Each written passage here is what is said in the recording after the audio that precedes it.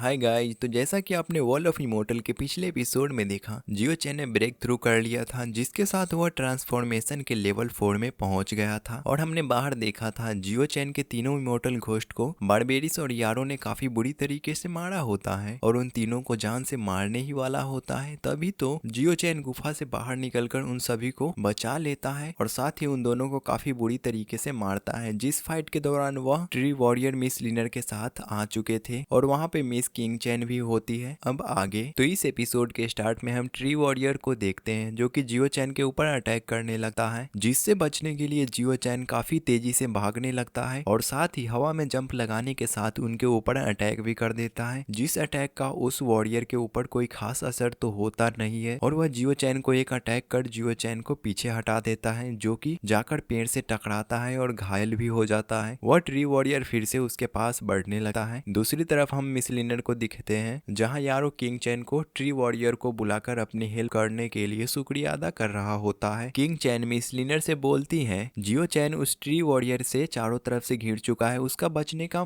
कोई चांस नहीं। इधर जियो चैन दोनों ट्री वॉरियर को देखकर सोचने लगता है कि इन दोनों ने काफी पावर हासिल किया है जिससे मैं जीत नहीं सकता हूँ, क्योंकि यह ट्रांसफॉर्मेशन के लेवल 7 और एक तो 8 पर है। तभी वहाँ यारो अपने प्लांट से जियो चैन को पकड़ लेता है और पत्थरों पे जोर से मारता है, जिससे देखने के लिए वहाँ पे मिस किंग चैन और मिस लिनर भी आ जाते हैं। साथ ही वहाँ सभी लोग भी आ जाते हैं। इधर जियो चैन काफी ज्यादा ही घायल होता है। जियो चैन मिस लिनर को देखकर हैरान होता है और बोलता है मैंने तुम्हें तो गुफा में ही मारने के लिए छोड़ दिया था, आखिर तुम बच कैसे जाती हो। मिस लिनर बोलती है हमारी दुश्मनी तुम्हारी मौत से या मेरी मौत से ही खत्म होगी। जियो चैन हंसने लगता है और बोलता है कोशिश करके देख लो, तुम मुझे कभी नहीं मार सकती। तभी यारो जियो चैन की तरफ अटैक करने को बढ़ता है और अपने प्लांट टेंटिकल से उसके ऊपर अटैक कर पकड़ लेता है और बोलता है तुमने मेरे सारे प्लान को फेल कर दिया, तुम्हारे कारण मैं मरते मरते बचा हूँ, मैं तुम्हें जिंदा नहीं छोड़ूंगा। और उसके ऊपर अटैक कर देता है। जो अटैक जैसे ही जियो चैन को लगता, जियो चैन के ऊपर एक शील्ड बन जाता है जो कि एक ड्रैगन शील्ड होता है। उसकी पावर काफी ज्यादा होती है। यारो दोबारा से अपने प्लांट से उसके ऊपर अटैक करता है, पर इस बार जियो चैन के चारों तरफ काफी पावरफुल ऑरा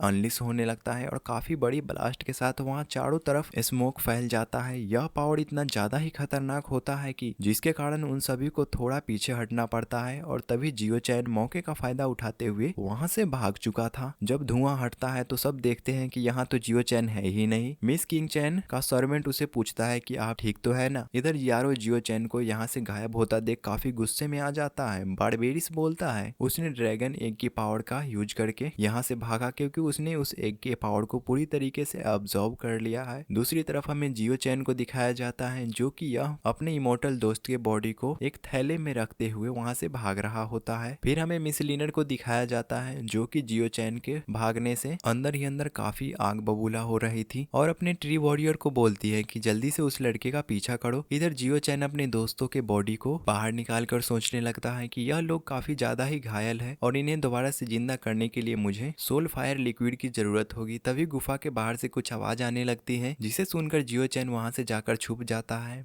बाहर की तरफ हमें दिखाया जाता है वह सभी लोग चलते हुए गुफा के पास ही पहुंच आ चुके थे और तभी बारबेरिस एक साइड देखता है जहां जियो चैन भाग रहा होता है। वह सभी लोगों को बता देता है, जिसे देखकर सभी लोग उसका पीछा करने लगते हैं। जियो चैन काफी तेजी से भाग रहा होता है, जिसका पीछा ट्री वॉरियर्स भी करने लगते हैं। चलते चलते ट्री वॉरियर्स एक ट्री को उखाड़कर जियो चैन के ऊपर अटैक कर देते हैं, जिससे जियो चैन गोल्डन शील्ड बनाकर रोकता है। ट्री वॉरियर अपने एनर्जी बॉल से फिर से अटैक करता है, पर जियो चैन काफी तेजी से भागने लगता है और वह इस माउंटेन के कोर तक पहुंच गया था, जिसके बाद आगे कोई रास्ता ना नजर आने के कारण वह सोचने लगता है कि आखिरकार मैं क्या करूं। पीछे से वो ट्री वॉरियर्स आ रहे हैं और आगे खाई है। इस रास्ता के नीचे काफी ज्यादा ही गहरा खाई होता है। जियो चैन के पास कोई दूसरा उपाय ना होने के कारण वह नीचे कूद जाता है और भागने लगता है। सभी लोग उसको देख लेते हैं भागते हुए। तभी मिस किंग चैन अपने विंग्स का इस्तेमाल करते हुए जियो चैन को फौरन फॉलो करने लगती है। जियो चैन का पीछा करते के साथ साथ वह सभी को बता देती है कि मैं उसका पीछा कर रही हूँ, तब तक भी तुम भी पीछे से आ जाओ। तभी हमें बोन चिलिंग कोल्ड वाटर को दिखाया जाता है, जिसके ऊपर एक ब्रिज बना होता है, जिस पर जियो चैन दौड़ते हुए दूसरी तरफ जाने की कोशिश करता है, पर ट्री वॉरियर उस ब्रिज को तोड़ने की कोशिश करने लगते हैं और मिस किंग चैन भी वहां पे पहुंच गई थी और यारो और बारबेरिस तो उसका पीछा करने लगते हैं। तभी यारो अपने प्लांट से जियो चैन के ऊपर अटैक कर देता है, पर जियो चैन उससे काफी मुश्किल से बचता है और तभी बारबेरिस भी उस अपने पावर का इस्तेमाल कर जियो चैन के ऊपर अटैक करते रहता है, जिससे जियो चैन बाल बाल बचता है और हम देखते हैं कि दोनों वहां जियो चैन को काफी बुरी तरीके से घेर लेते हैं और उसके तरफ बढ़ने लगते हैं, जिससे बचने के लिए जियो चैन अपने गोल्डन इंस्क्रिप्शन के गोल्डन रिंग से उस ब्रिज को काट ही देता है, जिससे वह सभी नीचे गिरने लगते हैं और तीनों जाकर बोन चिलिंग रिवर में गिर जाते हैं। यह रिवर काफी ज्यादा ही ठंडा होता है, जिससे कोई भी इंसान इसमें थोड़ी देर के लिए भी नहीं रह सकता है, क्योंकि ये इसमें रहने के कारण वह फ्रीज भी हो जाएगा, शायद मर भी सकता है। दूसरी तरफ मिस किंग चैन यारो और बारबेरिस को पानी से बाहर निकाल कर ऊपर ले जाती है, जिससे उन दोनों की जान तो बच जाती है और दोनों को माउंटेन पर ले आती है, जहाँ मिस किंग चैन बता रही होती है कि यह रिवर काफी ज्यादा ही कोल्ड है, जिसमें सरवाइव करना मुश्किल ही नहीं नामुमकिन है। तो उसका सर्वेंट बोलता है कि हाँ, मुझे भी लगता है कि वह जरूरी इसमें मारा जाएगा, क्योंकि यह पहले से ही इंजर्ड हो चुका है। जिस पर मिस लिनर जवाब देते हुए कहती है कि वह कई बार मरते मरते बचा है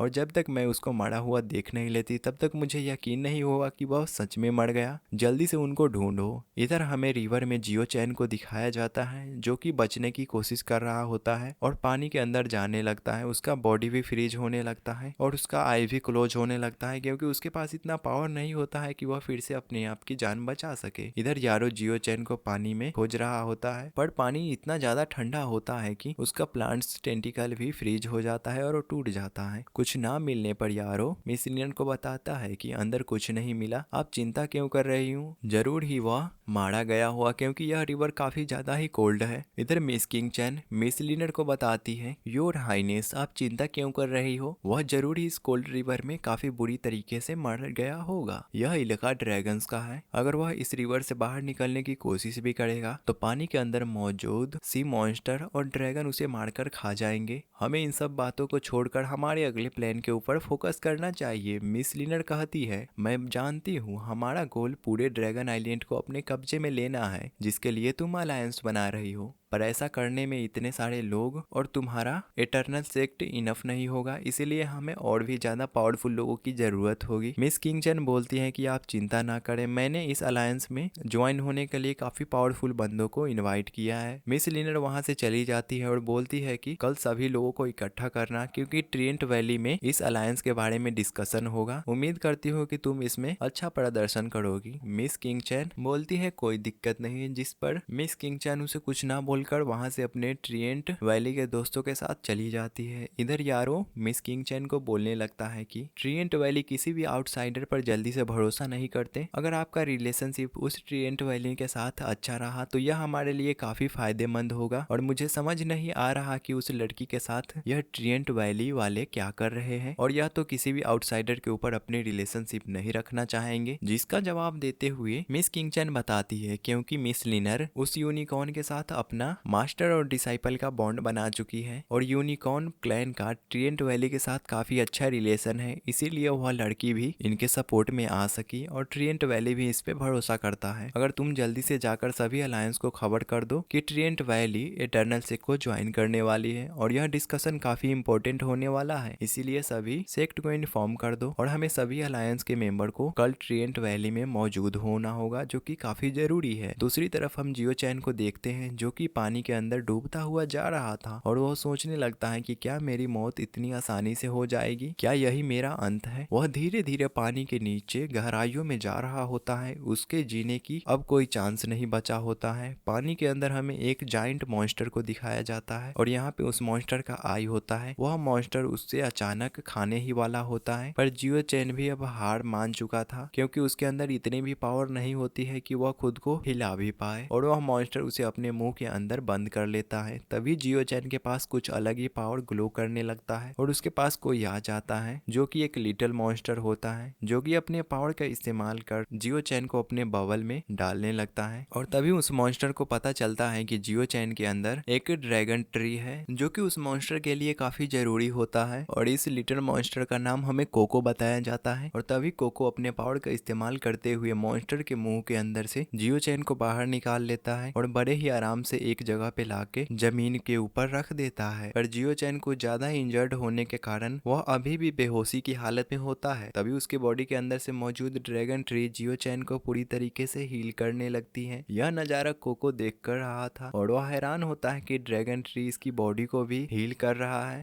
और उसकी पूरी इंजरी को भी खत्म कर देता है। और उसके बॉडी के ऊपर कोको खड़ा होकर कूदने लगता है, जिसकी वजह से जियो चैन के बॉडी से ड्रैगन ट्री बाहर निकल जाता है, जिसे कोको पकड़ लेता है और काफी खुश होने लगता है। ड्रैगन ट्री मिलने के बाद वह तो इतना ज्यादा खुश हो रहा था कि ऐसा लगता है कि वह इसके काफी ज्यादा ही प्यारा चीज होगा, इसीलिए वह इसे पकड़ लेता है। और इतना ज्यादा खुश हो रहा था कि तभी जियो चैन की आई ओपन होने लगती है, यानी कि वह होश में आ रहा था और वह अपने आप को किसी और भी जगह पे देखकर हैरान होने लगता है और सोचता है आखिरकार मैं यहाँ पे कैसे पहुंच गया, मैं तो मरने वाला था, मुझे आखिरकार किसने बचाया। और मन में ही खुश होने लगता है कि मेरी बॉडी पूरी तरीके से हील हो चुकी है, मुझे किसी भी प्रकार की कोई इंजरी फील नहीं हो रही और वह काफी खुश होने लगता है। तभी वह नीचे देखता है तो उसे कोको नजर आता है। उसे देखकर वह शुक्रिया अदा बोलने लगता है और कहता है कि तुमने ही मेरी जान बचाई है। लेकिन कोको तो अपने ही ख्यालों में होता है, वो उस ड्रैगन ट्री को पाकर काफी खुश हो रहा था और अपने सीने से लगाए हुए सपने देख रहा होता है। कोको डरने लगता है कि कहीं उसका ये ड्रैगन ट्री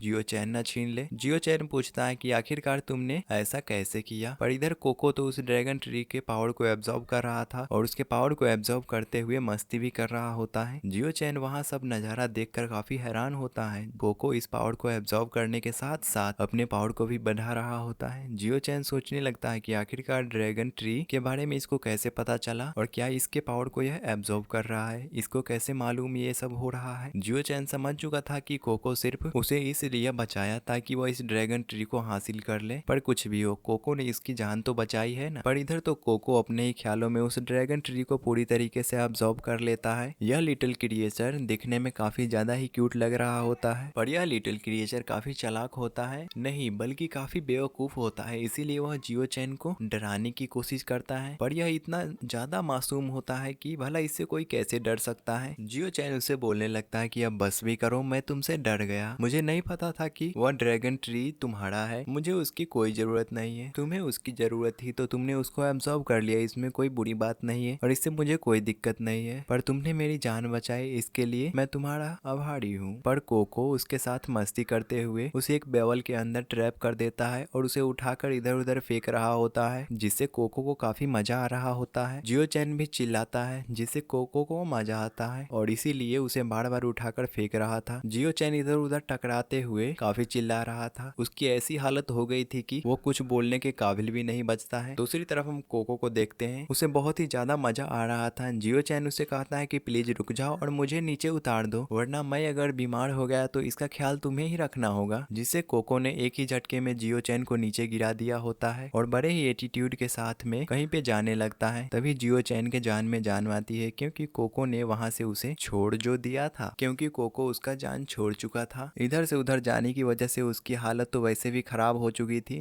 जियो चैन कहता है कि ठीक है, अब मुझे यहाँ से जाकर अपने तीनों साथियों को देखना होगा, क्योंकि उसे ये पूरा यकीन होता है कि जरूरी ये दोबारा से उन लोगों की बॉडी को हील कर पाएंगे। जियो चैन जानता है कि किसी भी कंडीशन में वो लोग मर नहीं सकते हैं, इसी वजह से वह अगले ही सीन में उस गुफा के अंदर पहुंच जाता है, जहाँ पर वह उनको जगाने की कोशिश करने लगता है और उनसे कहता है कि चलो दोस्तों, अब जागने का समय हो चुका है। वो इन तीनों को बुलाता है और कहता है कि चलो अब नाटक करना बंद करो। लेकिन अब जियो चैन को इस बात का एहसास हो चुका था कि ये तीनों सच में मर चुके थे, तो फिर इस बारे में वह सोच के उसकी हालत खराब हो चुकी थी। जियो चैन कहने लगता है कि प्लीज दोस्तों मेरे साथ मजाक मत करो। जियो चैन गौर करता है कि इन लोगों की आंखें पहले जैसी नहीं रही और ग्लो भी नहीं कर रहा था, क्योंकि इसका सोल फायर खत्म हो चुका था। जियो चैन कहता है यानी कि ये सब कुछ हुआ है इन लोगों की बॉडी के टुकड़े होने की वजह से। जिस मोमेंट में तभी पानी की बूंदें गिरने लगती है एक बोतल के ऊपर, जिसमें असल में भरा हुआ होता है ट्री मैंस की लाइफ नेक्टर। जियो चैन कहता है कि मुझे पूरा यकीन है कि ये लाइफ नेक्टर इन लोगों की बॉडी को हील करने में बहुत ज्यादा ही हेल्प करेगा, लेकिन उसे हासिल करने के लिए उसे जाना होगा ट्री मैंस वैली के अंदर। जिसके बाद हमें ट्री मैंस वैली को दिखाया जाता है जहाँ पे मिस लिनर पहुंच चुकी थी और हमें रात का नजारा दिखाया जाता है और वह ट्री मैन वैली के हेड के सामने आ चुकी थी और बोलने लगती है कि यहाँ ड्रैगन आइलैंड के काफी सारे लोग कल आएंगे, आप मुझे बताइए क्या आप उन लोगों की हेल्प करना चाहोगे। जो बात सुनकर ट्री मैन के हेड कहने लगते हैं कि देखो इस बार जो ड्रैगन आइलैंड के ऊपर सील्ड बना है वो समय से पहले ही एक्टिवेट हो चुकी है, इसीलिए मुझे नहीं लगता कि ड्रैगन आइलैंड पे अब शांति रहेगी, क्योंकि अब बहुत ज्यादा ही खून खराबा होने वाला है जिसमें काफी सारे लोग मारे जाएंगे और मरेंगे भी और इसको रोका नहीं जा सकता। और इसी सीन के साथ हमारा यह एपिसोड एंड होता है। तो गाइज वीडियो को लाइक एंड सब्सक्राइब करना ना भूले और एक्सप्लेनेशन कैसी लगी कमेंट करें। मिलते हैं किसी न्यू वीडियो में, तब तक के लिए बाय।